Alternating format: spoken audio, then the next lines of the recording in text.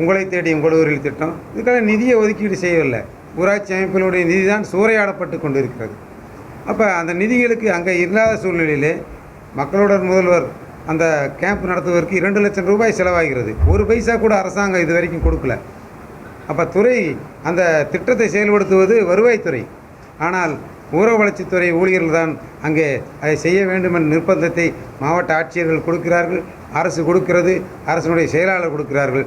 இதையெல்லாம் இன்றைக்கு அனுமதிக்க முடியாது என்ற அடிப்படையிலே தான் நாங்கள் இந்த போராட்ட களத்திற்கு செல்ல இருக்கிறோம். அரசு இந்த உண்மையிலேயெல்லாம் கள யதார்த்தத்தை புரிந்து கொண்டு செயல்படுத்த வேண்டும் என்று கேட்டுக்கொள்கிறோம்.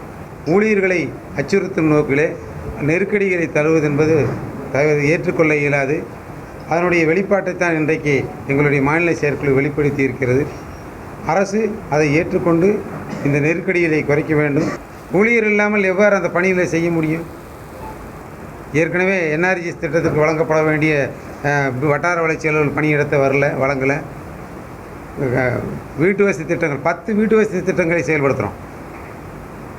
எம்எல்ஏ திட்டம் இருக்கிறது, ஊரக வீடுகள் புத்தாக்க திட்டம், கலைஞர் கனவு இல்லம், நரிக்குறவர்கள் வீடு வழங்கும் திட்டம், இலங்கை அகதிகள் வீடு வழங்கும் திட்டம், பாரத பிரதமர் வீடு வழங்கும் திட்டம், ஆதி திராவிடர் வீடு வழங்கும் திட்டம், பழங்குடியினர் வீடு வழங்கும் திட்டம், மீனவர்கள் வீடு வழங்கும் திட்டம், இப்படி 10க்கு மேற்பட்ட வீடு வழங்கும் திட்டங்கள் இருக்கிறது.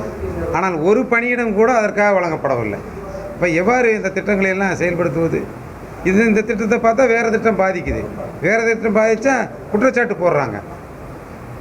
உயர் அலுவலருடைய எல்லை மீறிய தொல்லை தான் இன்றைக்கு துறையை பால்படுத்தி கொண்டிருக்கிறது. செய்திகளை உடனுக்குடனும் துல்லியமாகவும் தெரிந்து கொள்ள சப்ஸ்கிரைப் பண்ணுங்க.